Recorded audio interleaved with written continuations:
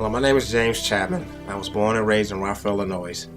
I was brought up in a single-parent home with Christian values, taught the right way as a kid but made some wrong choices while I was growing up. Took my first drink of alcohol my senior year and quickly became a functioning alcoholic addict.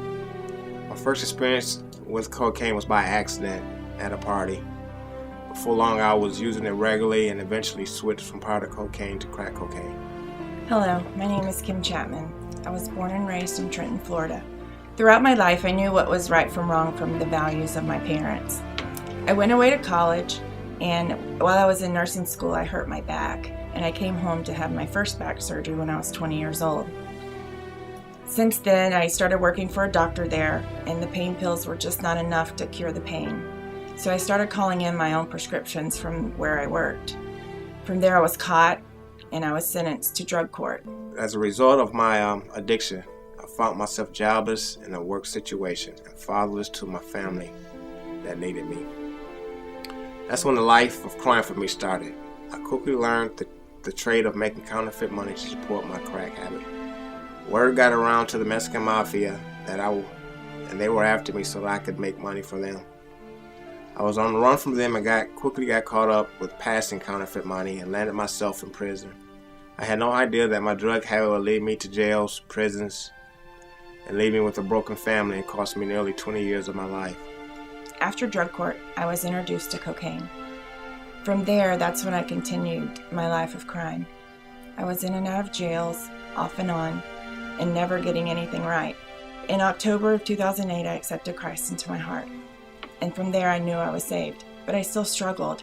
I had another back surgery. I had different surgeries that landed me right back in my addiction to pain pills. Judge White had mercy on me, and through drug court offered me outpatient treatment in Rosecrans. But I knew that outpatient was not enough for me.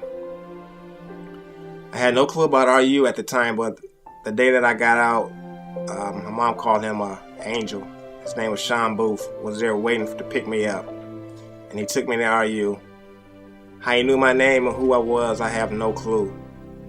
This was the point where my life began to change. I ended up in jail here and there, and I never thought I would ever find any hope. I thought I was going to be that way for the rest of my life. I got a visit from a preacher that brought me some information about RU. Never heard of RU because we didn't have one in our area. I looked at the application and it said Rockford, Illinois. I knew as a Florida girl I was not going to Rockford, but God had a different plan for me. I started getting into the RU curriculum, and God began to tear away the layers of my hard heart. He used His word to soften my heart, and He started changing me from the inside out. I went from using drugs every day to using the daily journey every day, and all of my cravings went away.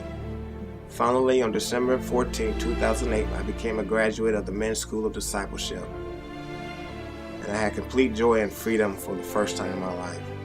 He brought me to Rockford in March 2009, and from there I graduated the Women's School of Discipleship in October 2009.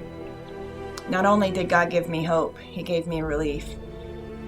I was not on any pain meds or anything after I graduated. I still have back issues, I still have things that went on, but instead of turning to the world for pills or the world for drugs or the world for anything, I turned to the Word of God. God began to restore many things in my life. He mended my relationship with my mom and my brothers. He made me the father that I should have been to my kids. I've also been on staff at RU now for 4 years. And it was through RU that I met my wife. And on December 27th, 2010,